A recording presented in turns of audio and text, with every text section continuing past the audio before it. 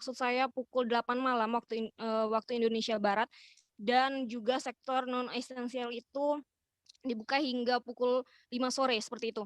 Nah, kalau untuk, pada pukul 5 sore sektor non esensial itu benar-benar tidak boleh beroperasi lagi hingga keesokan harinya. Kemudian untuk sektor esensial dibuka hingga pukul 5, kemudian jika, F&B itu dibuka hingga pukul 8 namun dengan syarat, melakukan delivery order atau take away, seperti itu, Firda. Mhm. Untuk terkait hal tersebut seperti apa, tanggapan dari pihak, mall sendiri menyikapi kondisi itu, Rara? Kalau untuk pihak mall ada beragam, penyikapan dari pihak mall ya, Firda.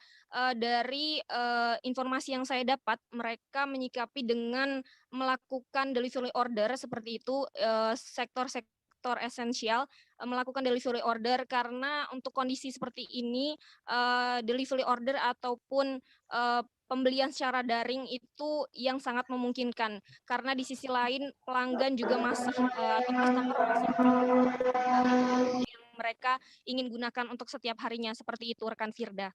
Mhm. Terkait, pengunjung yang datang di mall ada di Jambi tersebut, ada berapa banyak perharinya? Apakah dibatasi atau seperti apa? Ya benar kan Firda. Setiap harinya, pengunjung yang datang ke mal-mal yang ada di Kota Jambi ini itu dibatasi hingga 25%. Nah untuk, dampaknya itu sangat signifikan untuk beberapa mal dan, beberapa mal lainnya itu tidak, terlalu terasa karena bagi mal-mal yang sudah menerapkan sebelumnya sistem, pembatasan untuk pengunjung yang datang, mereka tidak terlalu kewalahan karena memang setiap harinya dibatasi begitu. Namun bagi mal-mal yang tidak membatasi jumlah pengunjung, itu sangat berdampak sekali. Dari awalnya semisal ada 3.000 atau 4.000, bayangkan saja dikurangi hingga, mencapai 25% saja dalam perharinya. Itu sangat terasa untuk pemasukan, bagi mal-mal yang ada di Kota Jambi yang sebelumnya tidak menerapkan hal tersebut. Mhm. Oke, Rara, bagaimana, pihak mall sendiri mensosialisasikan, terkait PPKM terkait pembatasan operasional mall yang kepada, pelanggannya di sana? Beberapa mall yang saya, konfirmasi sebelumnya, mereka untuk sosialisasi, kurang lebih ada yang merasa keberatan dan ada yang merasa, tidak terlalu keberatan dengan adanya penerapan PPKM ataupun pembatasan operasional, di mall. Karena mereka yang sudah pernah melakukan, sosialisasi secara masif terkait informasi-informasi dan juga promo melalui media sosial, mereka terus memanfaatkan itu dengan adanya penerapan PPKM ini melalui media sosial mereka. Nah, bagi mereka yang tidak terlalu masif, mereka, sangat cukup kesulitan ya, Firda, untuk mensosialisasikan kepada pelanggan mereka, terutama ketika mereka baru memposting, sebelumnya belum pernah, melakukan posting informasi secara masif di media sosial, tentunya para pelanggan tidak terlalu melirik, bagaimana informasi yang ada di mall tersebut dari media sosial mereka, begitu, Firda. Mhm, oke. Tribuners, tadi jurnalis kami juga sempat melakukan wawancara dengan Ahmad Afandi, Customer Service Head Transmart Jambi, dan juga Farhan Fadori, Marketing Communication Section Head Lipo Plaza Jambi, dan berikut liputannya untuk Anda. Kapasitas pengunjung yang datang ke mall kita sudah mewajibkan 25%. Memang dari yang lalu-lalu pun juga kita 25% memang pengunjung kita tidak mencapai 100 atau 75% gitu. Karena memang kita agak menghindari kerumunan gitu kan. Kemudian untuk kapasitas di tenan-tenan atau di resto-resto itu juga sudah 25%. Yaitu kita sudah minta kepada tenan-tenan untuk kursinya dikurangin. Kalau kemarin kan 50%, kalau yang sekarang ini 25%. Kenapa? Kalau traffic harian kita itu sekitar 3.000, kita kurangi 25%-nya. Kita kurangi sampai ke 25% saja yang boleh masuk. Sisanya kita tidak akan kasih izin masuk dulu nih. Tapi untuk situasi sekarang, karena juga mungkin ya karena semuanya juga diminta di rumah aja, memang kondisinya mall kita nggak terlalu rame. Untuk kondisinya untuk kapasitas 25% masih bisa terhandle. Nah untuk kafe restoran yang ada di mall kita terapkan yang sama juga, tenan-tenan kita udah kita surati juga, kita layangkan surat bahwa tenan F&B khususnya memang harus penerapan kapasitas di dalam kafenya dia atau restorannya itu 25% dalam Sebanyak 265 jiwa menjadi korban akibat bencana banjir di Desa Garot, Gwe Gajah, dan Gampong Lampasih, Engging, Kecamatan Darul Imarah, Aceh Besar mengungsi pada Minggu 11 Juli. Mereka mengungsi di SD Garot dan Sekolah Gampong Lampasih, Engging, serta di tempat umum lainnya. Ketinggian air di jalan sempat mencapai 1 meter, namun ketinggian air kini sudah mulai surut dan hanya sekitar 30 hingga 40 cm saja.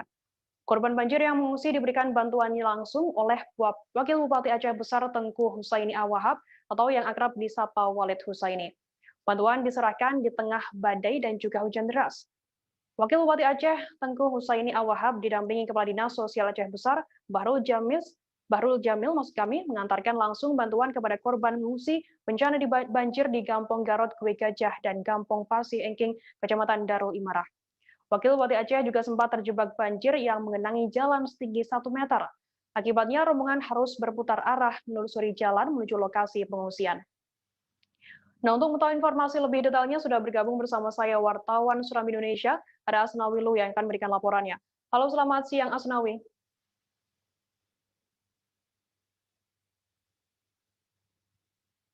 Asnawi, halo, selamat siang.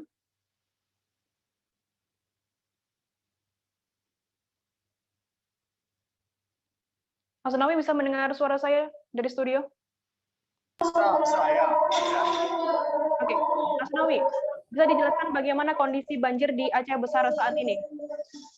Baik, Brenda, hari ini kondisi banjir di Kabupaten Aceh Besar sudah mulai surut. Namun 265 pengungsi masih bertahan di posko pengungsian SD Garut, Kecamatan Darul Imarah, Kabupaten Aceh Besar, Provinsi Aceh.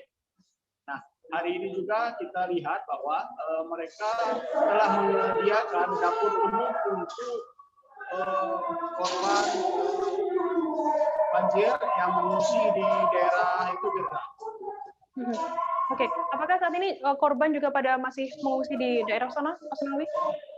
Ya, hari ini korban masih mengungsi pulang rumah karena air rata-rata di jalan akibat gunung Darul meluap ini antara 50 cm sampai 1 meter, sehingga mereka masih tetap di posko pengungsian. Terkait kondisi banjir saat ini seperti apa, Asnawi? Bisa dijelaskan ke kami? Ya, kondisi banjir hari ini ya kita lihat di sini masyarakat belum dari korban banjir ini belum ada yang pulang karena air masih menggenangi pemukiman penduduk termasuk rumah-rumah mereka. Air masuk antara 50 cm hingga 80 cm sehingga mereka belum melakukan pembersihan terhadap banjir luapan dari Gunung Darul ini. Untuk kondisi para korban yang ada di pengungsian seperti apa? Bagaimana juga fasilitasnya yang ada di pengungsian sana, Asnawi? Ya, di posko pengungsian kita lihat juga di sana sudah disediakan pelayanan kesehatan dari Puskesmas Darul Imarah, tenda pengungsian dan dapur umum yang disiapkan oleh pihak Dinas Sosial bersama Badan Penanggulangan Bencana Daerah Kabupaten Aceh Besar. Terkait banjir yang merendam daerah pemukiman warga, di sana apa penyebabnya, Asnawi? Ya, di sini kita dapat ditelepon banjir yang kali ini terjadi bukanlah banjir yang pertama sekali ya, tapi adalah banjir yang sudah berulang kali terjadi akibat luapan Gunung Darul. Nah, ini disebabkan oleh rendahnya saluran parit dan perlu dilakukan normalisasi terhadap Gunung Darul tersebut. Dan masyarakat juga sebenarnya ini juga harus direlokasi dari Gunung Darul tersebut karena rumah mereka dengan Gunung Darul tersebut cukup dekat antara 5 hingga 10 meter. Oke. Baik, Tribuners, tadi jurnalis kami juga sempat melakukan wawancara dengan Wakil Bupati Aceh Besar Tengku Husaini Awahab dan Kepala Dinas Sosial Aceh Besar Bahrul Jamil, dan berikut liputannya untuk Anda. Insya Allah mungkin kalau di sini kita tidak memungkinkan kita dirikan dapur umum. Kita berharap para pengungsi ini mau pindah dulu. Kita pindah di tempat yang lebih tinggi, seperti yang disampaikan Pak Wakil Bupati. Kita akan pindah ke sekolah. Nanti di sekolah kita akan bentuk ada dapur umum. Kita akan buat dapur umum. Kita akan hadirkan dapur umum dan insya Allah memang kita akan bantu mendalungi makanan dengan menyediakan dapur umum. Di samping itu mungkin juga kita akan bantu nanti perlengkapan lainnya, apakah perlengkapan tidur atau juga mungkin makan bayi, makan anak-anak dan sebagainya. Kita lihat lapangan, kita sedang mendata dulu pengungsi itu terdiri siapa, makan lansia, anak-anak juga mungkin wanita dan sebagainya. Terima kasih. Pertama, yang namanya banjir ya. Yang namanya banjir, mana-mana ada. Nah, kebetulan ya ada di Kampung Garut ini. Ya mudah-mudahan kita doakan yang pertama cepat surut air ini sehingga masyarakat bisa beraktivitas sebagaimana biasa. Hari ini begitu ada informasi pada dinas sosial langsung kita membawa anak darurat dulu. Jadi insya Allah dia sudah menelpon ke provinsi, juga provinsi katanya kita ingin bantu. Jadi untuk pada hari ini dan kita doakan ini terjadi apakah penyebabnya, apakah karena terlalu hujan deras sehingga airnya meluap ataupun ada bangunan-bangunan lain yang sehingga terhambat mengalirnya air. Jadi mudah-mudahan yang membangun tolonglah jaga saudaranya, kita saling menjaga, jaga kampung kita jangan terjadi musibah seperti ini. Apa yang harus diperbaiki tentu Pak Kecil yang ada di dalam ini yang lebih paham masalah ini. Kalau ada masalah bangunan kadang-kadang buat bangunan dulu baru ujungnya dibuat bangun apa namanya Suraidin. Ya ini Pak Kecil harus memantau supaya jangan terjadi begini. Apakah ini penyebabnya ada bangunan atau lain saya belum tahu persis. Nanti akan kita panggil Pak Kecil bagaimana terjadi sehingga tidak begini. Ya Allah mudah-mudahan masyarakat yang sudah tertimpa musibah mohon kesabaran. Yang punya musibah teman-teman mohon sabar. Ini akan diungsikan ke sekolah yang lebih tinggi, tempat yang lebih tinggi.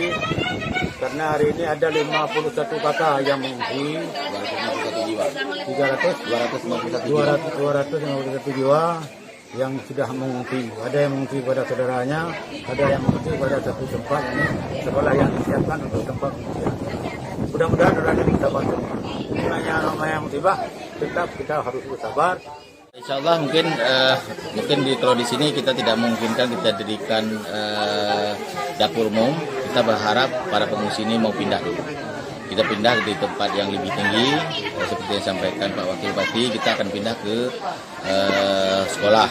Nanti di sekolah kita akan bentuk ada dapur umum. Kita akan buat dapur umum, kita akan hadirkan dapur umum, dan insya Allah memang kita akan bantu mendalungi makanan dengan menyediakan dapur umum. Di samping itu mungkin juga kita akan bantu nanti perlengkapan lainnya, apakah perlengkapan tidur atau juga mungkin makan bayi, makan anak-anak dan sebagainya. Kita lihat lapangan, kita sedang mendata dulu pengungsi itu terdiri siapa, makan lansia, anak-anak juga mungkin wanita dan sebagainya.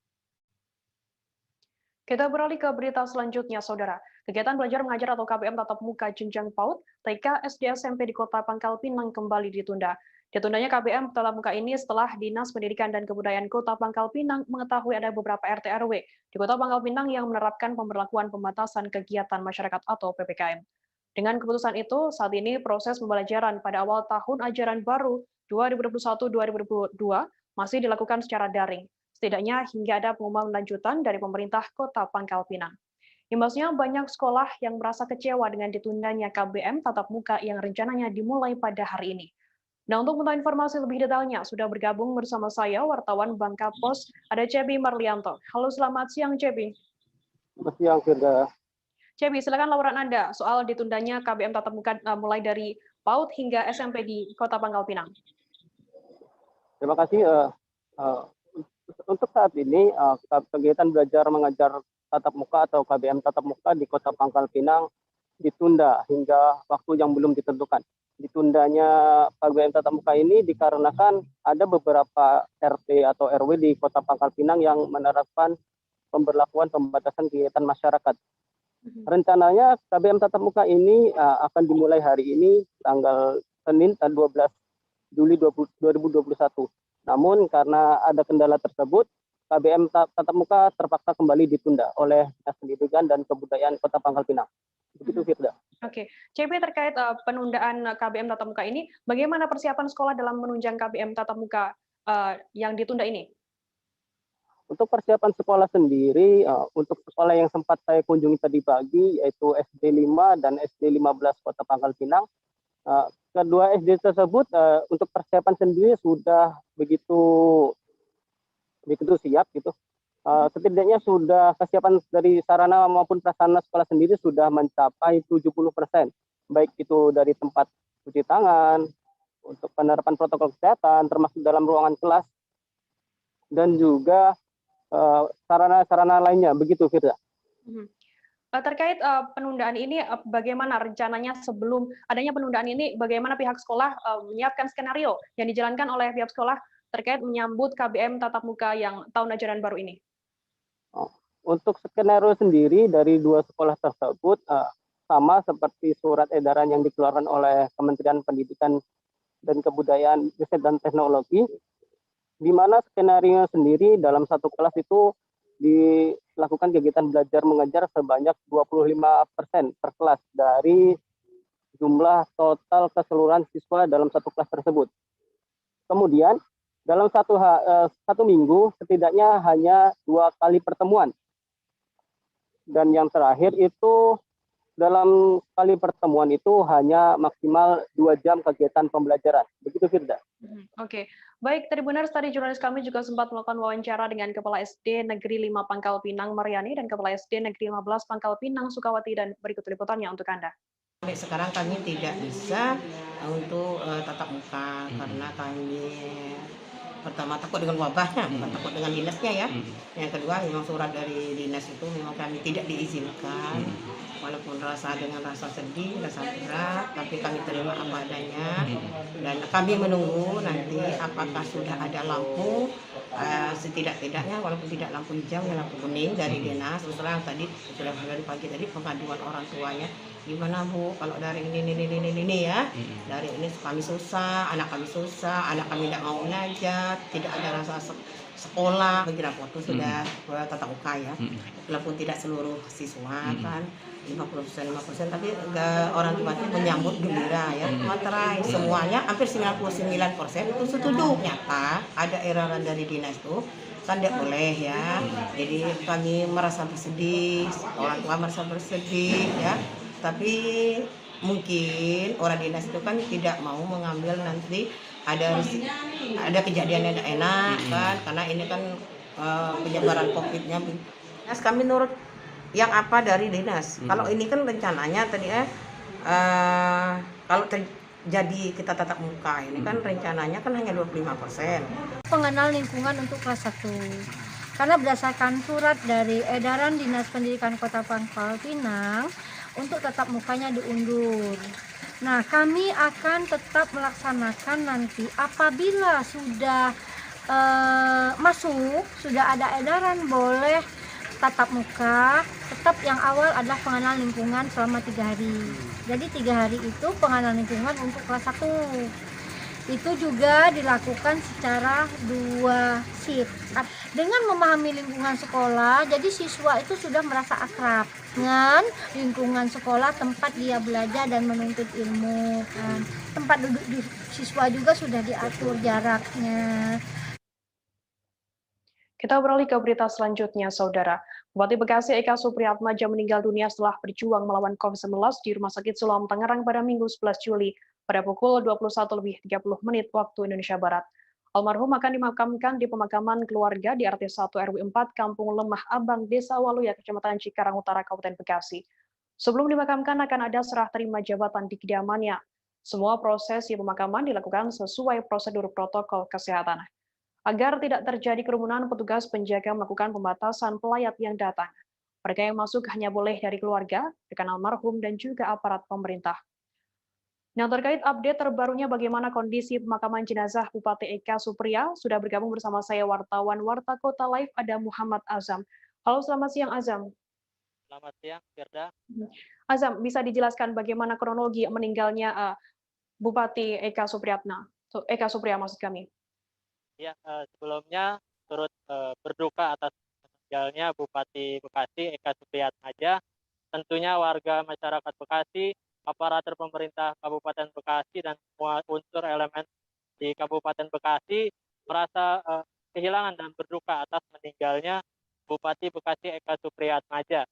Dikabarkan Bupati Bekasi meninggal pada Minggu 11 Juli pukul 21.30 di Rumah Sakit Siloam, Tangerang.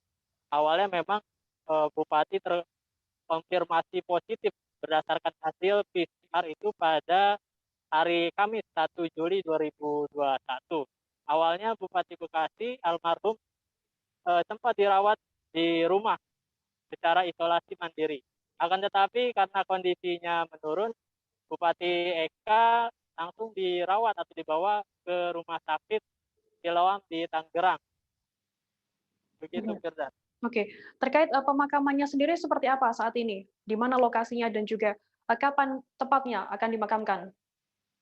Untuk pemakaman sendiri dilakukan di masih satu area di kediaman rumah Bupati Kabupaten Bekasi di Kampung Lemah Abang, Desa Waluyo, Karang Utara, Kabupaten Bekasi. Tadi sekitar pukul 11.30 jenazah dari almarhum Bupati Bekasi tiba dari Rumah Sakit Siloam di rumah duka. Untuk langsung prosesi pemakaman dilakukan secara protokol kesehatan. Hanya pihak keluarga yang boleh masuk ke dalam area pemakaman. Oke.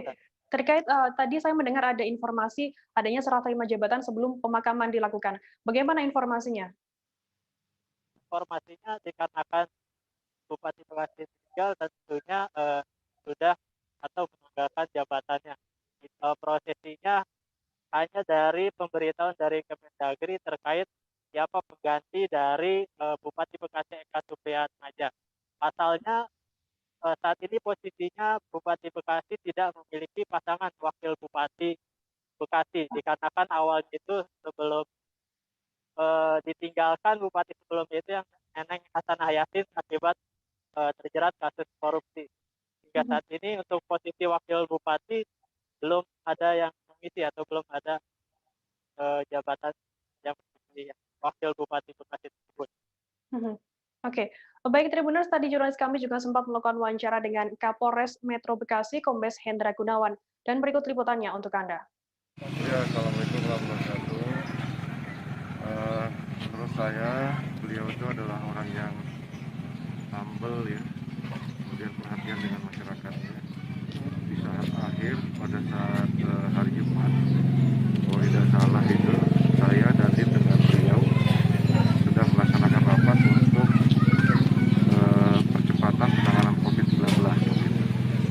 Beliau sangat antusias sekali untuk menangani COVID, bahkan beberapa sektor yang harus dilakukan percepatan seperti masalah testing, tracing, dan treatment saat itu beliau sangat gencarkan.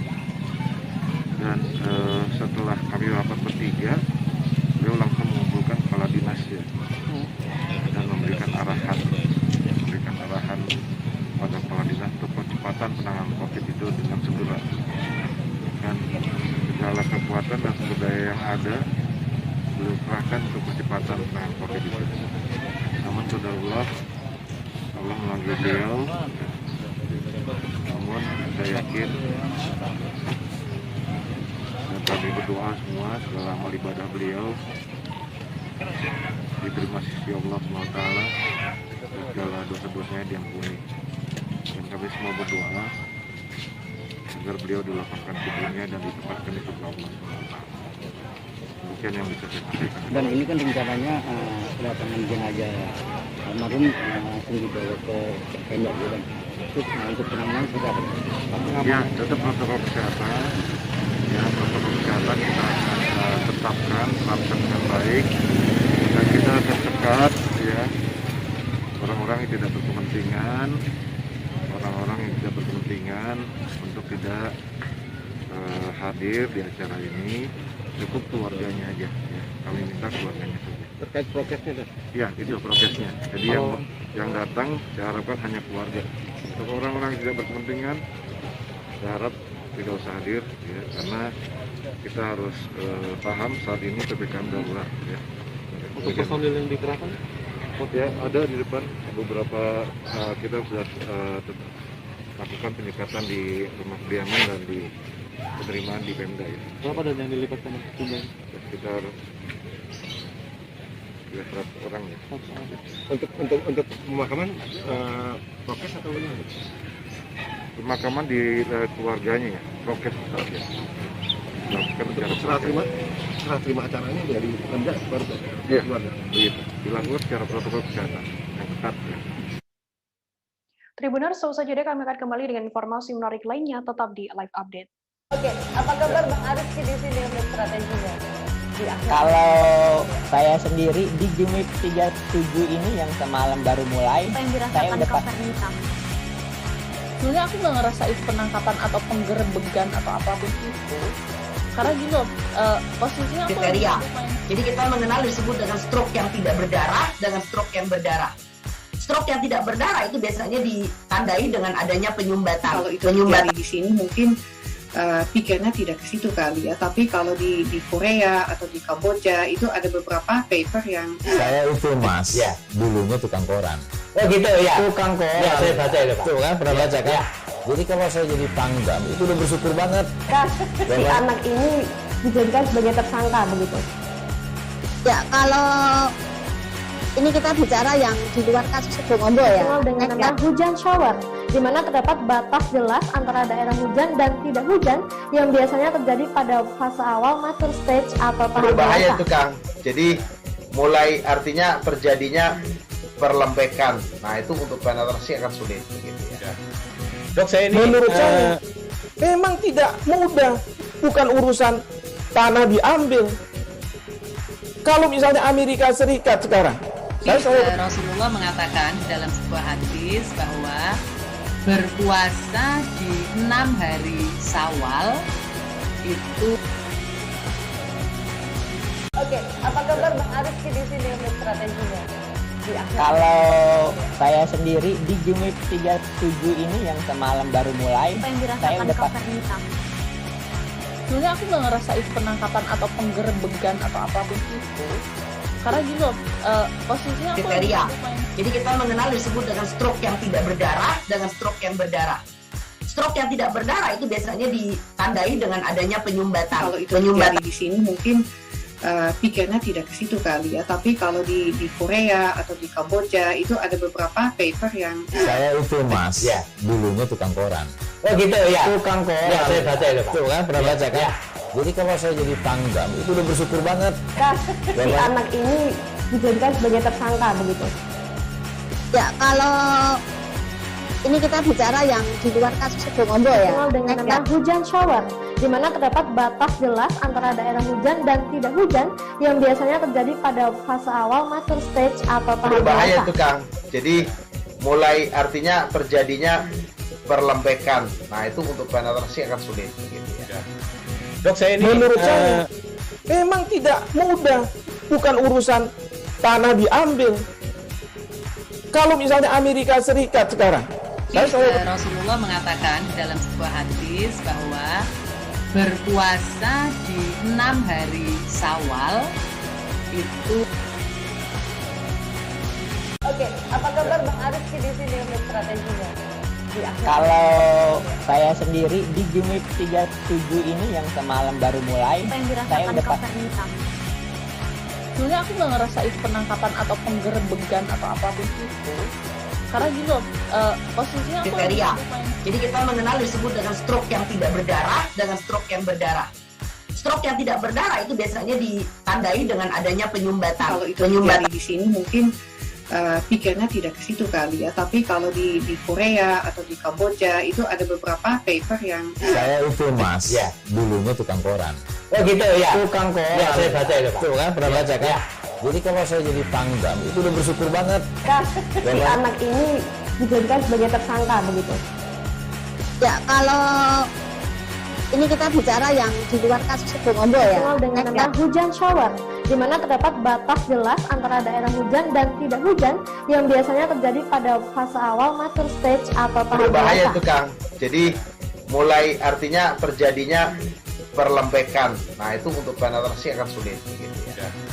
Dok, saya ini menurut saya memang tidak mudah, bukan urusan tanah diambil. Kalau misalnya Amerika Serikat sekarang, Rasulullah mengatakan dalam sebuah hadis bahwa berpuasa di 6 hari Syawal itu. Oke, apa kabar Bang Arief di sini untuk strateginya? Kalau saya sendiri di Jumit 37 ini yang semalam baru mulai, saya udah pas. Sebenarnya aku nggak ngerasa itu penangkapan atau penggerebegan atau apapun itu. Karena gini loh, posisinya aku kriteria. Jadi kita mengenal disebut dengan stroke yang tidak berdarah dengan stroke yang berdarah. Stroke yang tidak berdarah itu biasanya ditandai dengan adanya penyumbatan. Kalau itu terjadi di sini mungkin pikirnya tidak ke situ kali ya. Tapi kalau di Korea atau di Kamboja itu ada beberapa paper yang saya itu mas, ya. Dulunya tukang koran. Oh gitu ya. Tukang koran. Ya, saya baca itu Pak. Tuh kan pernah baca kan? Ya. Jadi kalau saya jadi tanggam itu udah bersyukur banget. Si anak ini dijadikan sebagai tersangka begitu. Ya kalau ini kita bicara yang di luar kasus Bongombo ya. Dengan nama hujan shower, di mana terdapat batas jelas antara daerah hujan dan tidak hujan yang biasanya terjadi pada fase awal mature stage atau tahap berbahaya dewasa. itu Kang. Jadi mulai artinya terjadinya perlembekan. Nah itu untuk penetrasi akan sulit begitu ya. Dok, saya ini menurut saya memang tidak mudah, bukan urusan tanah diambil. Kalau misalnya Amerika Serikat sekarang, Rasulullah mengatakan dalam sebuah hadis bahwa berpuasa di 6 hari Syawal itu. Oke, apa kabar Bang Arief di sini untuk strateginya? Kalau saya sendiri di Jumit 37 ini yang semalam baru mulai, saya udah pas. Sebenarnya aku nggak ngerasa itu penangkapan atau penggerebegan atau apapun itu. Karena gini loh, posisinya aku kriteria. Jadi kita mengenal disebut dengan stroke yang tidak berdarah dengan stroke yang berdarah. Stroke yang tidak berdarah itu biasanya ditandai dengan adanya penyumbatan. Kalau itu terjadi di sini mungkin pikirnya tidak ke situ kali ya. Tapi kalau di Korea atau di Kamboja itu ada beberapa paper yang saya itu mas, ya. Dulunya tukang koran. Oh gitu ya. Tukang koran. Ya, saya baca itu Pak. Tuh kan pernah baca kan? Ya. Jadi kalau saya jadi tanggam itu udah bersyukur banget. Terima kasih Anda masih bersama kami di Live Update. Kita beralih ke berita selanjutnya, Saudara. Belanting River Tubing, Desa Kelumpang, Kecamatan Ulu Ogan menjadi destinasi baru di Kabupaten Ogan Komering Ulu, Provinsi Sumatera Selatan. Saat ini Belanting River Tubing menjadi pilihan wisata yang paling diminati dan aman untuk kategori keluarga. Berwisata yang sedikit memacu adrenalin ini dijamin nyaman karena wilayah ini merupakan satu-satunya kecamatan yang masuk zona hijau di kabupaten berjuluk Bumi Sembimbing Sekundang. Lokasinya berjarak sekitar 70 km dari kota Batu Raja atau sekitar 2 jam perjalanan ditempuh dengan kendaraan roda 2 atau roda 4. Nah, untuk mengetahui informasi lebih detailnya, sudah bergabung bersama saya wartawan sripoku.com ada Leni Juwita. Halo, selamat siang Leni. Halo, selamat siang juga. Leni, bisa dijelaskan bagaimana cerita awal munculnya gagasan dibuatnya wisata ini? Baik, sudah. Di Kabupaten aku ada salah seorang kakak pemuda yang sangat energik dan kreatif. Kebetulan Mas Baru Putni namanya, ini juga merupakan salah seorang guru olahraga di SD setempat.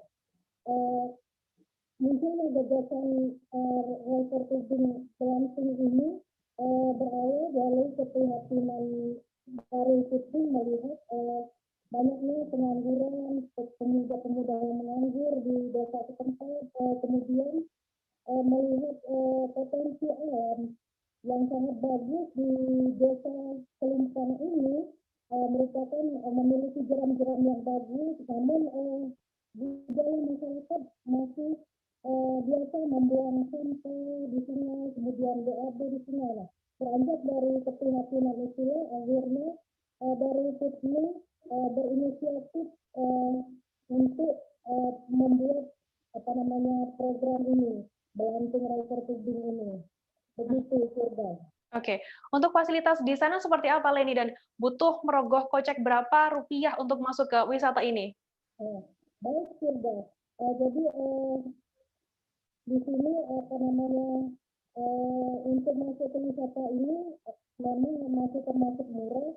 Itu per tripnya sekitar 50.000. Itu sudah mendapat fasilitas foto, video dengan tapi setelah menyelusuri sungai begitu Firda. Apakah pihak pemerintah atau perusahaan yang mau memfasilitasi program Blanting River ini seperti apa informasinya? Saat ini karena river tubing ini merupakan satu-satunya olahraga aman, jadi sudah banyak sekali peminatnya sehingga sudah banyak pemerintah yang datang, pejabat-pejabat yang datang. Nah, untuk saat ini memang baru dari geothermal energi Luhur Balai itu yang menyusun dana cacarannya untuk memfasilitasi river tubing ini. Dan pemerintah tempat khususnya Bupati Agam Kemering Ulu, Bapak Edward Chandra sudah pernah berkunjung. Kemudian Kepala Dinas Pariwisata Provinsi Sumatera Selatan, Pak Esa Sartomi juga sudah pernah berkunjung. Sepertinya ini membawa harapan besar, pihak-pihak terkait akan memperhatikan ini dan akan memberikan bantuan untuk memfasilitasi kegiatan ini, Firda. Oke, terkait dampak atau multi efek apa yang sudah terlihat sejak adanya Blanting River Tubing untuk masyarakat di sana? Itu Firda, saat ini sudah mulai terlihat geliat ekonomi di daerah setempat ya, di mana dengan adanya Blanting River Tubing ini sudah banyak wisatawan lokal khususnya keluarga yang datang ke lokasi. Nah, itu tentunya akan berefek positif terhadap perekonomian di tempat. Para ibu-ibu juga sudah terlibat menjual kerajinan setempat, kuliner seperti bubuk kopi, tentunya juga makanan khas dodol, durian di daerah itu juga sudah mulai terlihat. Dan yang paling penting pola pikir masyarakat itu sudah mulai berubah ke arah yang lebih baik dengan menjaga sungai sebagai jalan juga rendahnya untuk keberlangsungan hidup. Kemudian pemuda setempat yang katakanlah tadinya pengangguran saat ini sudah berpenghasilan dengan kisaran 25.000 sampai 100.000 per hari, begitu, Firda. Oke, Tribuners, tadi jurnalis kami juga sempat melakukan wawancara dengan Koordinator Blanting River Tubing, Darul Kutni, dan berikut liputannya untuk Anda. Blanting River Tubing ini adalah salah satu objek wisata yang ada di Wologan yang dikembangkan oleh kawan-kawan pemuda asli Wologan yang menyusuri Sungai Ogan selama 1,5 jam dengan jarak tempuh 2 km. Kemudian ada beberapa titik jeram yang agak ekstrim, yaitu titik pertama di Star Point, kemudian ada lagi titik yang kedua di sebelum rest area. Tapi mudah-mudahan itu sudah diamankan oleh kawan-kawan pemandu, aman untuk kategori keluarga, kemudian pengunjung juga dijaga oleh kawan-kawan pemandu yang sudah terlatih di Jawa Barat. Kita beralih ke berita selanjutnya, Saudara. Pemberlakuan pembatasan kegiatan masyarakat atau PPKM darurat di Medan mulai berlaku pada hari ini, Senin 12 Juli. Sebanyak 17 titik lokasi di Kota Medan disekat selama pemberlakuan pembatasan kegiatan masyarakat darurat. Dari 17 titik yang akan disekat di Kota Medan, ada 5 titik diantaranya merupakan pintu masuk menuju Kota Medan. Pos penyekatan tersebut digunakan untuk memastikan kondisi kesehatan warga yang keluar masuk Kota Medan. Bagi warga di dalam Kota Medan, diperbolehkan beraktivitas dan melintasi pos penyekatan dalam kota. Khusus di 5 titik pintu masuk menuju Kota Medan sebenarnya telah dilakukan mulai Jumat 9 Juli petang. Nah, untuk mengetahui informasi lebih detailnya, sudah bergabung bersama saya wartawan Tribun Medan, ada Goklas. Halo, selamat siang, Goklas.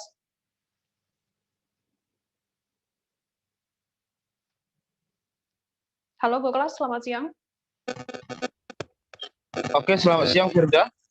Goklas, bisa dijelaskan ada pun titik pos penyekatan di mana saja lokasi bisa dijelaskan? Oke, untuk akibat dari kebijakan PPKM darurat yang ada di Kota Medan, itu ada sekitar 17 atau 18 titik penyekatan yang dilakukan, yakni kalau untuk yang berada di dalam Kota Medan, itu ada di Jalan Sudirman, Simpang Jalan Diponegoro, ada Jalan Suprapto di Simpang Jalan Imam Bonjol, kemudian ada Jalan Diponegoro di Simpang Jalan Zainuddin Arifin, ada di Jalan MH Yamin, Simpang Jalan Merak Tiga, ada juga Jalan Pemuda, Simpang Jalan Palang Merah, kemudian Jalan Kota Tamso di simpang Jalan Al-Falah. Kemudian ada di Jalan Gatot Subroto di simpang Manhattan, dan kemudian ada di Jalan Jamil Ginting simpang Kampus Susu, Jalan Sisingamangaraja simpang Indogrosir, dan Jalan HM Yamin di simpang Aksara. Itu mungkin beberapa titik pos yang ada di dalam Kota Medan. Sementara untuk yang di tingkat perbatasan itu ada di pos Rivera di Jalan Sisingamangaraja, kemudian ada pos simpang Titik Kuning itu Jalan Besar Deli Tua, dan ada di pos Kampung Lalang itu di Jalan Gatot Subroto Jembatan. Kemudian ada di pos Titi Sewa di Tembung dekat Jalan Letda Sugono, dan yang kelima itu di pos Simpang Tuntungan Jalan Jamil Ginting. Jadi untuk di daerah perbatasan itu ada sekitar 5 pos yang saat ini sedang dilakukan. Terkait suasana di pos penyekatan PPKM darurat yang berlaku pada hari ini seperti apa? Nah, sampai saat ini saya dari tadi pagi sampai sekarang masih berada di pos Titi Sewa, salah satu pos perbatasan yang diberlakukan PPKM darurat. Nah, adapun dari sejak pagi, personel kepolisian berserta pemerintah setempat, juga dari aparat-aparat terkait telah melakukan stay di pos, dan sekitar pukul 11 tadi sudah melakukan sedikit sosialisasi kepada masyarakat. Jadi untuk PPKM darurat ini di 3 hari pertama itu pihak dari pos ataupun pemerintah terkait yang melakukan penyekatan itu hanya masih sebatas sosialisasi kepada masyarakat. Jadi setiap masyarakat tadi yang datang dari arah Deli Serdang itu menuju inti kota itu diperiksa apakah mengenakan masker atau tidak, dan juga diperiksa apakah sudah melakukan vaksinasi atau tidak. Namun jika masyarakat yang tidak mengenakan masker itu langsung disuruh putar balik. Sementara untuk masyarakat yang belum melakukan vaksinasi langsung dihimbau untuk melakukan vaksinasi. Setelah itu juga masyarakat dilakukan pengecekan suhu, yang dimana jika suhu masyarakat yang ingin ke inti kota dari Deli Serdang itu melebihi dari 37,7 derajat Celcius, maka langsung akan dilakukan swab antigen. Oke, terkait PPKM darurat di Kota Medan sendiri akan berlaku hingga kapan, Go Kelas? Ya, untuk PPKM darurat ini akan berlaku sampai tanggal 70 Juli. Oke, 70 Juli. Kemudian adakah imbauan atau mungkin sosialisasi dari Kanit Laka Lantas di sana? Ya, kepada dari Kanit Lantas Percusetuan yang memang stay di pos Titi Sewa memang sempat melakukan sosialisasi kepada seluruh masyarakat agar kiranya di dalam 3 hari ini masyarakat mengetahui benar apa yang dimaksud dengan PPKM darurat ini. Sehingga nanti ketika lewat dari 3 hari setelahnya, barulah pihak aparat ataupun petugas yang ada di pos Titi Sewa itu melakukan penutupan jalan, kemudian langsung melakukan pemeriksaan yang lebih ketat daripada 3 hari pertama ini. Oke. Tribuners, tadi jurnalis kami juga sempat melakukan wawancara dengan Kanit Lantas Polsek Percut Setuan, itu Syahril Ramadan, dan berikut liputannya untuk Anda. Oke Bang, mungkin bisa dijelaskan Bang untuk kegiatan PPKM darurat kita pada hari ini di Titi Sewa Bang. Terima kasih ya untuk kegiatan kita di pos penyekatan PPKM darurat di Titi Sewa ini. Untuk hari pertama dan hari ketiga kita diperintahkan untuk memberikan himbauan atau sosialisasi kepada masyarakat yang dari Deli Serdang yang akan menuju ke inti kota. Apa saja himbauannya Bang? Nah, himbauannya kepada masyarakat ya supaya patuhi protokol kesehatan. Kalau memang tidak perlu kali ke inti kota, ya jadi rumah saja. Kemudian ada program pemerintah untuk vaksinasi, ya vaksinasi. Karena tidak kemungkinan bakalan nanti di perbatasan ini yang akan ditanyakan itu surat antigen dan vaksinasi. Itu kan ada sertifikatnya, itu yang kita tanyakan nanti. Kalau memang tidak ada, ya mungkin akan kita suruh putar balik. Dan warga Medan yang bisa ke inti kota ada persyaratannya nggak Bang? Harus bekerja atau yang lain-lain? Untuk warga yang dari Deli Serdang ke inti kota yang ke Medan, jadi mereka yang kita himbau. Pada umumnya kan yang dari pinggiran ini mereka bekerja. Pada umumnya bekerja semua ke kota. Jadi ya kita himbau demikian. Selagi ada program pemerintah untuk vaksinasi ya dilaksanakan. Kalau memang mau pergi ke luar daripada provinsi mungkin diminta persyaratan swab atau persyaratan itu. Bang, kapan nih Bang aktivitasnya Bang mulai berlangsung Bang? Ya mulai berlangsung di tanggal 12 mungkin tanggal 12 sampai tanggal 20. Untuk penyekatannya Bang maksudnya? Untuk penyekatannya ya kita udah mulai dari hari Sabtu udah kita laksanakan di sini untuk penyekatannya dan pembatasan aja, pembatasan arus yang dari Serdang ke inti kota aja yang masih kita laksanakan. Apakah nanti jalan akan ditutup Bang ini? Kalau saran saya kalau penutupan ini mungkin kemungkinan besarnya susah. Kenapa dibilang susah? Karena daripada situasi jalan ini akan memadat. Jadi kita hanya mempersempit arus yang dari Serdang yang menuju ke inti kota. Kita beralih ke Lampung, Saudara. PPKM darurat di Bandar Lampung mulai diterapkan pada hari ini, Senin 12 Juli 2021. Pelaksanaan PPKM di Lampung diketahui akan berakhir nantinya pada 20 Juli. Nuansa yang harusnya sepi tak ada kerumunan justru berbanding terbalik di ruas jalan protokol di sekitaran pusat kota. Terjadi kepadatan kendaraan hingga hitungan ratusan meter. Hal itu terjadi akibat penyekatan dalam kota yang dilakukan di area pusat kota Bandar Lampung yang merupakan pusat perbelanjaan modern agar tak terjadi kerumunan manusia di sana. Nah, untuk mengetahui informasi lebih detailnya, sudah bergabung bersama saya wartawan Tribun Lampung, ada Soma Ferrer. Halo, selamat siang, Soma. Ya, selamat siang, rekan Firda.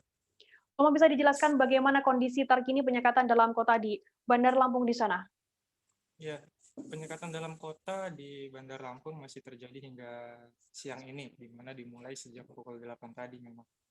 Dan sejak dimulai penyekatan di dalam kota khususnya, simpang-simpang jalan protokol yang mengitari pusat kota terjadi kemacetan akibat penyekatan yang dilakukan oleh aparat kepolisian. Dan hingga kini penyekatan masih berlangsung. Oke, bagaimana gambaran kondisi PPKM darurat yang lainnya di Bandar Lampung? Iya, selain penyekatan dalam kota, di Bandar Lampung juga terdapat 5 titik penyekatan di pintu masuk ataupun perbatasan.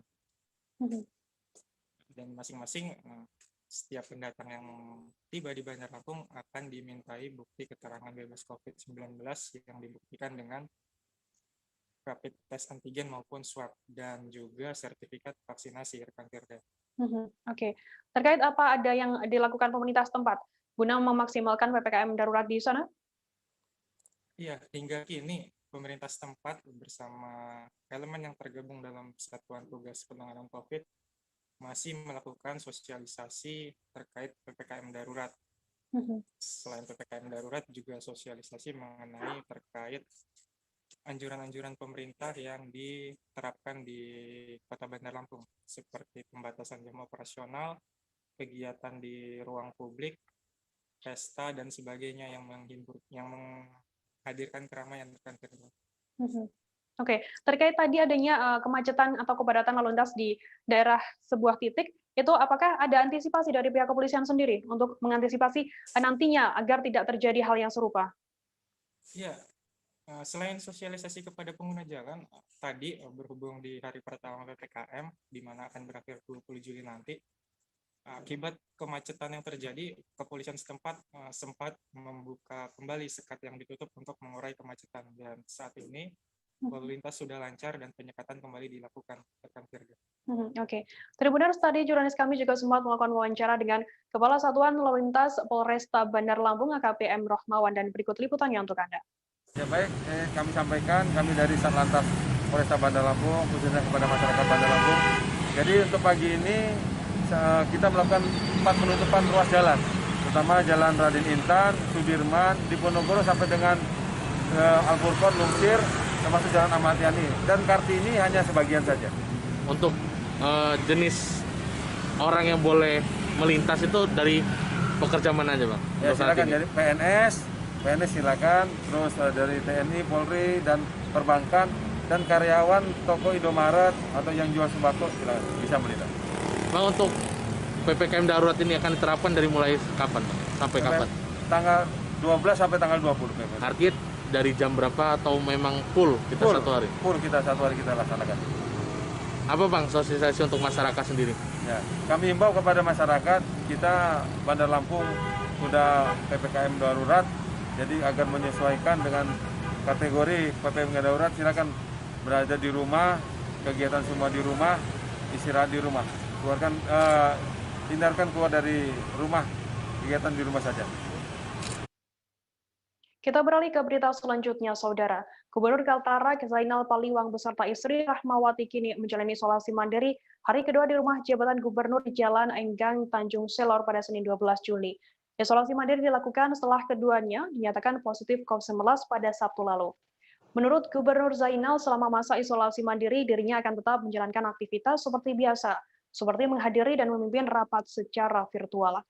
Dirinya juga akan menjalani kegiatan olahraga secara rutin bersama staf dan ajudan di rumah jabatan. Mengenai obat-obatan atau vitamin selama masa isolasi mandiri, Gubernur Zainal menyerahkan sepenuhnya kepada tim dari Dinkes Provinsi. Nah, untuk mengetahui informasi lebih detailnya, sudah bergabung bersama saya wartawan Tribun Kaltara ada Maulana Ilham Yufaudi. Halo, selamat siang Maulana. Selamat siang rekan Firda. Maulana, bisa dijelaskan bagaimana kondisi terkini kesehatan Gubernur Kaltara Zainal Paliwang? Baik, untuk hari ini Gubernur Kaltara Zainal Paliwang beserta istri Rahmawati menjalani isolasi mandiri hari kedua di rumah jabatan. Keduanya dilaporkan dari pemantauan dari Dinas Kesehatan setempat dalam keadaan kondisi yang baik dan menuju kesembuhan dengan city value dari hasil rapid swab PCR kemarin di atas 30. Saat ini keduanya juga sudah beraktivitas seperti biasanya. Pak Gubernur Zainal bahkan tadi sempat memimpin rapat terkait pendidikan di program pendidikan di Kaltara, juga menandatangani kerjasama dengan beberapa investor. Untuk kegiatan Pak Gubernur Zainal Paliwang sendiri selama isolasi mandiri seperti apa? Diterangkan bahwa Pak Gubernur itu menjalani aktivitas biasa, memimpin rapat, juga beraktivitas olahraga bersama staf dan ajudan di rumah jabatan.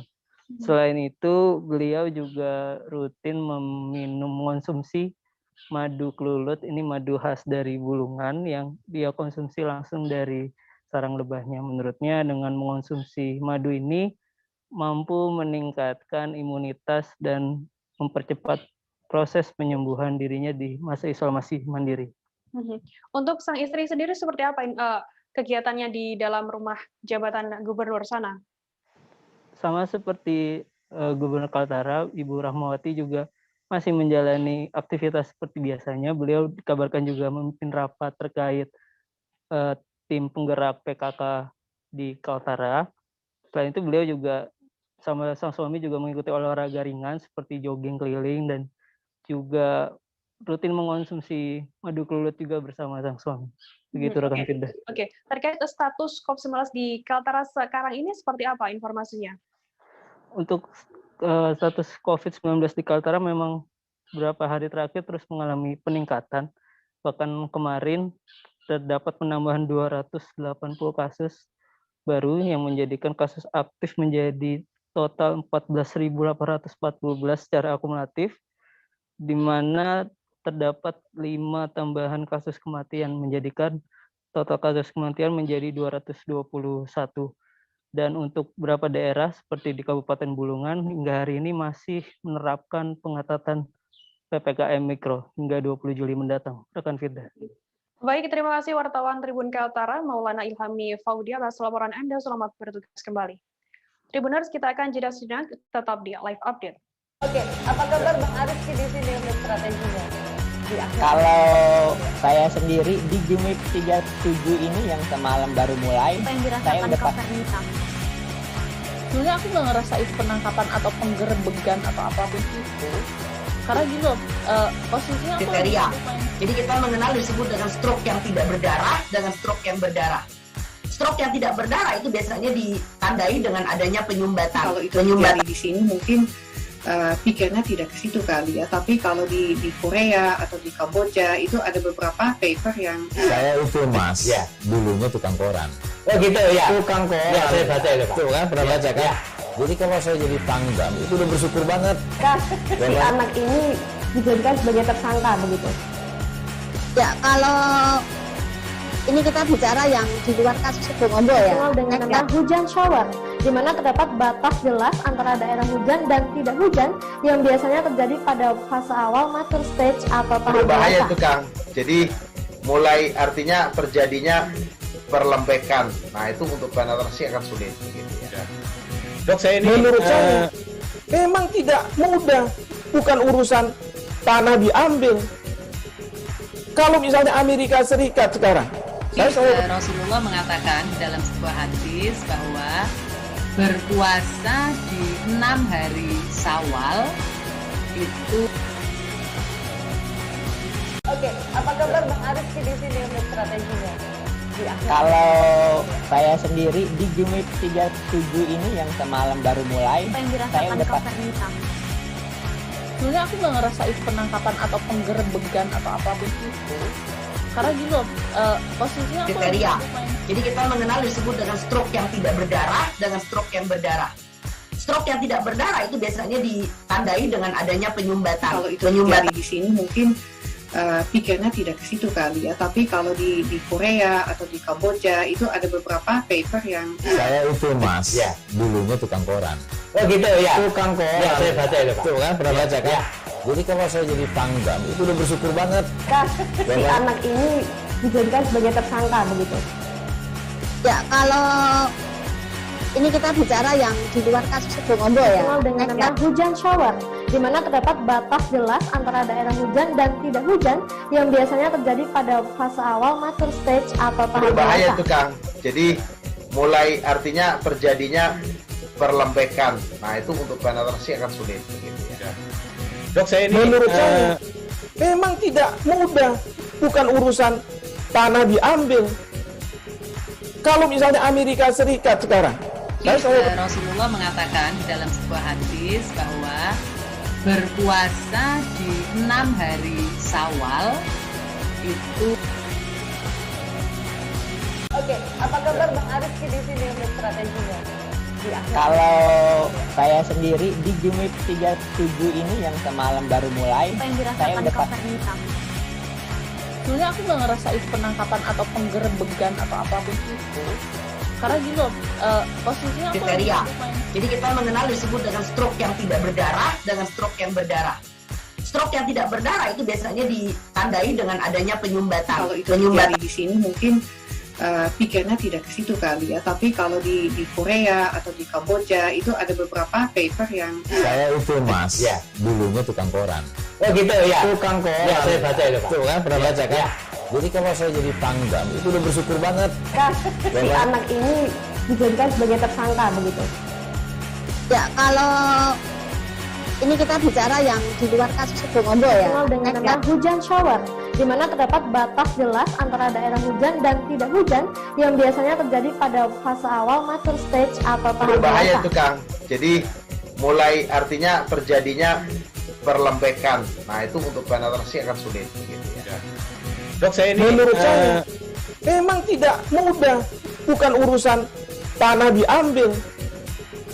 Kalau misalnya Amerika Serikat sekarang, Rasulullah mengatakan dalam sebuah hadis bahwa berpuasa di 6 hari Syawal itu. Oke, apa kabar Bang Arif di sini untuk strateginya? Kalau saya sendiri di Jumit 37 ini yang semalam baru mulai, Apa yang saya dirasakan udah Kak Fernita? Sebenarnya aku nggak ngerasain penangkapan atau penggerebekan atau apapun itu. Karena gini loh, posisinya aku lagi Kriteria. main. Jadi kita mengenal disebut dengan stroke yang tidak berdarah dengan stroke yang berdarah. Stroke yang tidak berdarah itu biasanya ditandai dengan adanya penyumbatan. kalau itu terjadi di sini mungkin pikirnya tidak ke situ kali ya, tapi kalau di Korea atau di Kamboja itu ada beberapa paper yang Saya itu Mas, dulunya tukang koran. Oh gitu ya. Tukang koran. Ya, saya baca itu Pak. Tuh kan, pernah baca kan? Jadi kalau saya jadi pangdam, itu udah bersyukur banget. Si anak ini dijadikan sebagai tersangka begitu. Ya, kalau ini kita bicara yang di luar kasus Bong Ombo ya. Dikenal dengan nama hujan shower, di mana terdapat batas jelas antara daerah hujan dan tidak hujan yang biasanya terjadi pada fase awal mature stage atau tahap Berbahaya dewasa. itu Kang. Jadi mulai artinya terjadinya perlembekan. Nah itu untuk penetrasi akan sulit. Gitu, ya. Dok, saya ini menurut saya memang tidak mudah. Bukan urusan tanah diambil. Kalau misalnya Amerika Serikat sekarang, Rasulullah mengatakan dalam sebuah hadis bahwa berpuasa di 6 hari Syawal itu. Oke, apa kabar Bang Ariski di sini untuk strateginya? Kalau saya sendiri di Jumit 37 ini yang semalam baru mulai, Apa yang saya dirasakan udah Kapten Hitam? Sebenarnya aku nggak ngerasain penangkapan. Terima kasih Anda masih bersama kami di Live Update. Kita beralih ke berita selanjutnya, Saudara.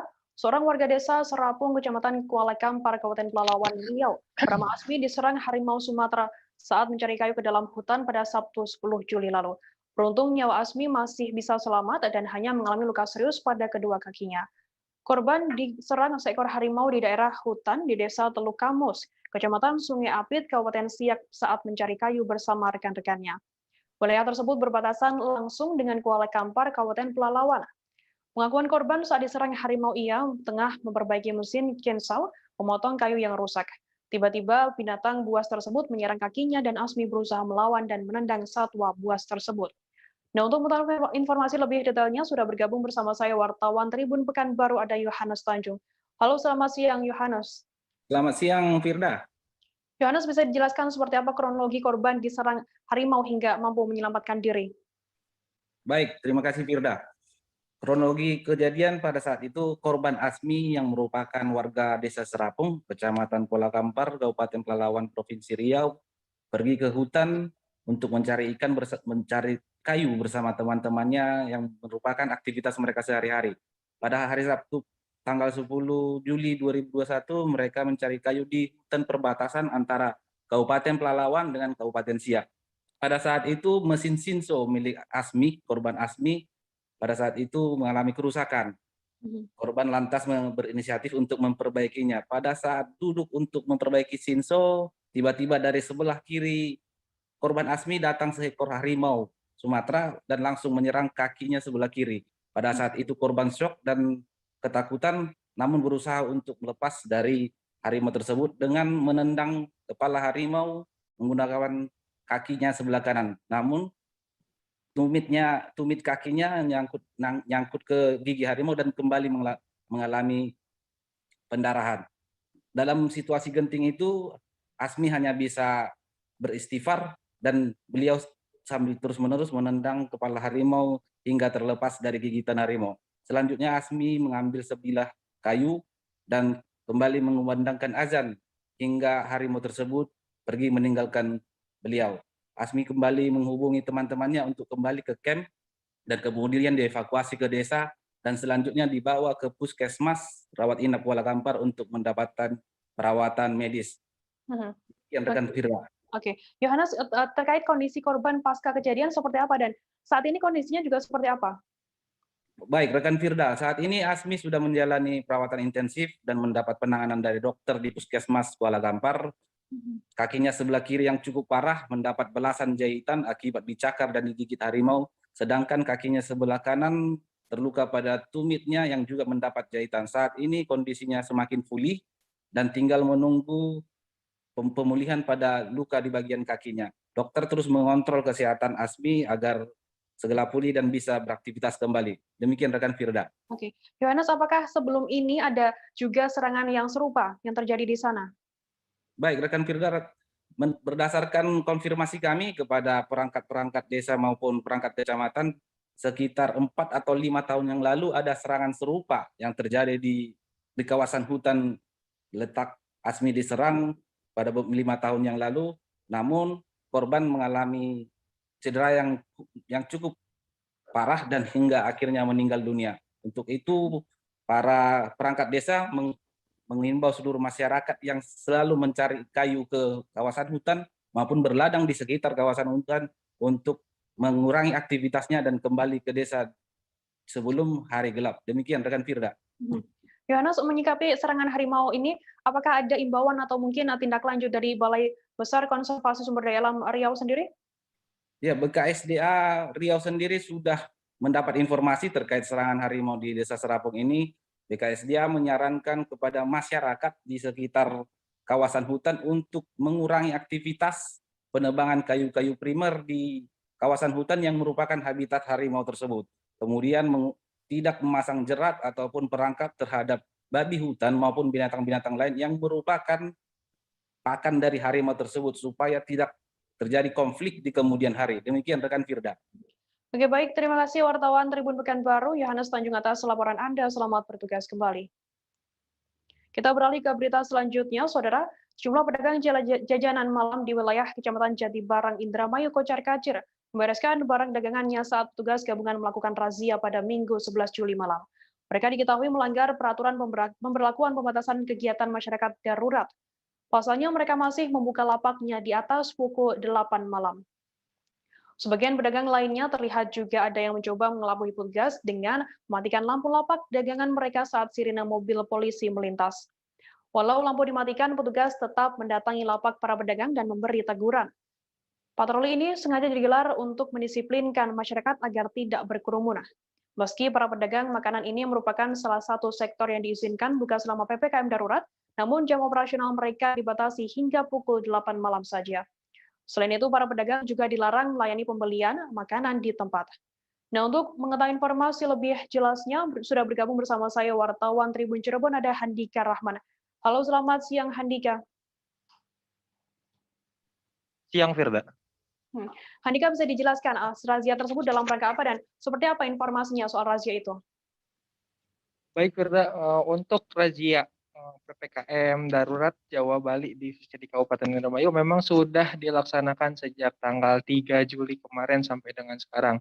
Para petugas gabungan yang terdiri dari TNI Polri, Satpol PP, Satgas Kecamatan selalu rutin menggelar razia setiap malamnya untuk mendisiplinkan masyarakat dan para pedagang agar dapat mematuhi peraturan yang sudah dibuat dalam PPKM darurat ini, Firda. Kemudian apa saja yang menjadi sasaran razia para petugas pada malam kemarin? Untuk malam kemarin kebetulan kami dari tribuncirebon.com mengikuti kegiatan razia di Kecamatan Jatibarang. Di sana petugas mencoba menyisir seluruh ruas jalan yang ada di wilayah Kecamatan Jatibarang dan memantau apakah seluruh toko tutup atau tidak di atas pukul 8 malam kemarin. Dan petugas juga menyisir sejumlah titik-titik yang menjadi keramaian yang disinyalir tempat para anak muda nongkrong. Mengingat kemarin merupakan weekend pada hari Minggu malam. Handika, terkait hasilnya sendiri seperti apa hasil dari razia itu? Untuk hasil dari razia kemarin malam bisa dikatakan PPKM darurat di Kabupaten Indramayu ini dalam seminggu terakhir bisa dikatakan cukup sukses, di mana para pedagang yang melanggar hanya ditemukan beberapa toko saja, dan berikut juga dengan pemuda-pemuda yang nongkrong hanya ditemui di beberapa titik saja. Sedangkan untuk secara keseluruhan jalanan tampak lenggang sejak pukul 8 malam tadi, termasuk aktivitas-aktivitas lainnya yang terpantau sepi. Sebagian besar masyarakat sudah mematuhi protokol kesehatan dengan berdiam diri di rumah pada malam hari tadi. Oke, baik Tribuners. Tadi jurnalis kami juga sempat melakukan wawancara dengan Kasat Sabara Polres Indramayu, AKP Rudi Suryadi, dan berikut liputannya untuk Anda. Sasaran utamanya ke apa aja, Pak?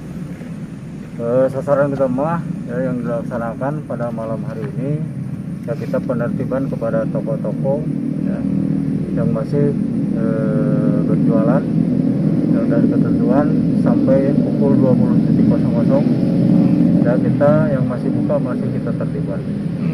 Banyak, Pak, tadi masih pada buka toko-toko atau rumah makan, Pak?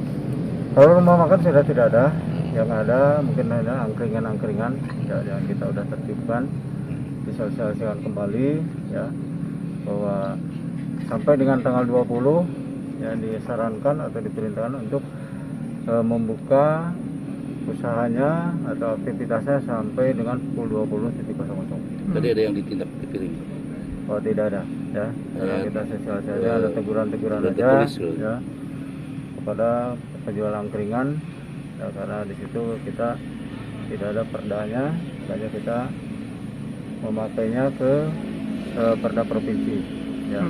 Sedangkan untuk bangsa angkringan kita dikasih tindakan teguran saja. Pantauan dari polisi sendiri ini untuk tingkat kesadaran gimana? Ya, mulai tingkat kesadaran sampai mungkin kurang lebih 1 minggu, kesadaran dari para pedagang ya sudah menurun, sudah ada kesadarannya dan memahami ya pelaksanaan kita PPKM darurat ini. Kita beralih ke Papua, Saudara. Pemberlakuan pembatasan kegiatan masyarakat PPKM Kota Jayapura mulai diberlakukan pada 1 Juli 2021 lalu. Meski sudah berjalan 12 hari, masih ada sejumlah pedagang yang belum mengetahui adanya PPKM ini. Jumlah pedagang yang ditemui di pusat-pusat keramaian di Sentani, Kabupaten Jayapura, mengaku belum mengetahui pemberlakuan pembatasan aktivitas hingga pukul 6 sore waktu Indonesia Timur maksud kami. Sofiatun selaku penjual bakso dan mie ayam di emperan Jalan Raya AB Pura, Sentani, tepatnya di depan Sentani City Square, belum mengetahui informasi pembatasan aktivitas masyarakat hingga pukul 6 sore. Sofiatun juga mengaku pasrah apabila harus menutup jualannya hingga pukul 6 sore. Untuk mengetahui informasi lebih detailnya, sudah bergabung bersama saya, wartawan Tribun Papua, ada Aldi Bimantara. Halo, selamat siang Aldi. Selamat siang, Firda dan juga Tribuners. Dapat saya informasikan kepada Tribuners semua, mulai Senin 12 Juli 2021, pemerintah Kabupaten Jayapura telah mengeluarkan surat edaran nomor 440/81/SE/Z tentang pemberlakuan PPKM, di mana pembatasan aktivitas warga di wilayah Kabupaten Jayapura ini dibatasi hingga pukul 18.00 waktu Indonesia Timur. Nah, berdasarkan informasi yang kami peroleh, Firda dan juga Tribuners, pembatasan tersebut berlaku mulai Senin 12 Juli 2021 di Kabupaten Jayapura dan sekitarnya dengan menyasar pusat-pusat keramaian dan jalur akses keluar masuk di Kabupaten Jayapura. Namun saat ini, berdasarkan pantauan kami di lapangan, Firda dan juga Tribuners, masih banyak pedagang yang masih menjajakan emperan di dagangannya di pinggir-pinggir jalan dari pukul 18.00 waktu Indonesia Timur ke atas, seperti itu, Firda. Kemudian apa sebenarnya alasan pemerintah daerah Kabupaten Jayapura sendiri mengambil kebijakan pembatasan aktivitas tersebut? Iya, Firda dan juga Tribuners, memang jika dilihat berdasarkan kasus terkonfirmasi positif di Kabupaten Jayapura, Kabupaten Jayapura sendiri memang tertinggi kelima di Provinsi Papua, dengan total kasus COVID-19 terkonfirmasi positif sebanyak 1.576 orang, dan memang yang sudah sembuh sebanyak 1.267 orang.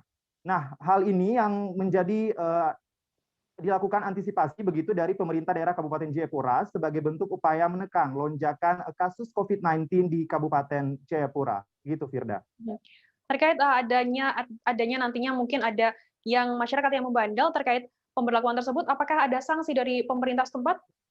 Iya, baik Firda dan juga Tribuners, berdasarkan informasi yang kami peroleh, sanksi yang akan diberikan oleh pemerintah Kabupaten Jayapura bagi masyarakat ataupun pelaku usaha, dalam hal ini pedagang, yang masih melakukan aktivitas jual beli di atas pukul 18.00 waktu Indonesia Timur dengan menegur dan juga apabila tidak diindahkan akan menutup secara paksa tempat usaha tersebut secara permanen. Begitu, Firda.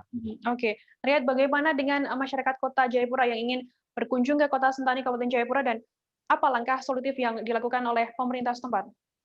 Iya, Firda dan juga Tribuners, sesuai dengan kebijakan dari pemerintah daerah Kabupaten Jayapura, masyarakat Kota Jayapura yang akan berkunjung ke Kota Sentani, Kabupaten Jayapura, dengan kebutuhan yang memang tidak terlalu mendesak begitu, untuk sementara dilarang. Kemudian bagi masyarakat yang berdomisili di Kabupaten Jayapura, masih diperkenankan atau diberikan kelonggaran masuk ke Kota Sentani dengan catatan apabila keperluannya mendesak, seperti itu, Firda.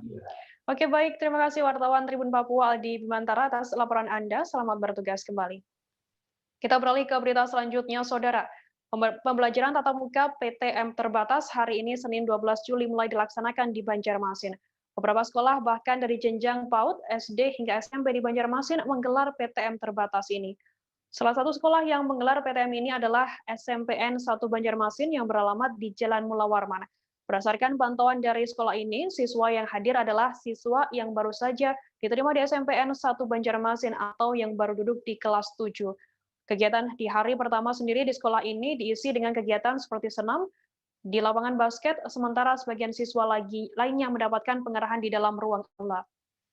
Setiap aktivitas yang dilakukan mahasiswa, siswa maupun guru menerapkan protokol kesehatan yang sangat ketat.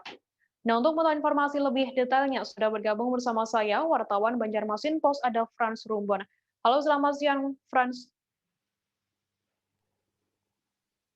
Siang, rekan Firda. Oke, Frans, apa alasan Disdik Banjarmasin menggelar PTM terbatas meskipun angka kasus COVID-19 di Banjarmasin sendiri meningkat? Baik, rekan Firda, dapat saya laporkan bahwa terhitung mulai hari ini, Dinas Pendidikan di Kota Banjarmasin itu melaksanakan kegiatan pembelajaran tatap muka atau PTM terbatas. PTM ini diberlakukan untuk berbagai jenjang, khususnya dari jenjang PAUD, SD, hingga SMP. Dan seperti diketahui di Kota Banjarmasin sendiri, angka kasus COVID-19 itu dalam 1 pekan lebih ini terus mengalami kenaikan.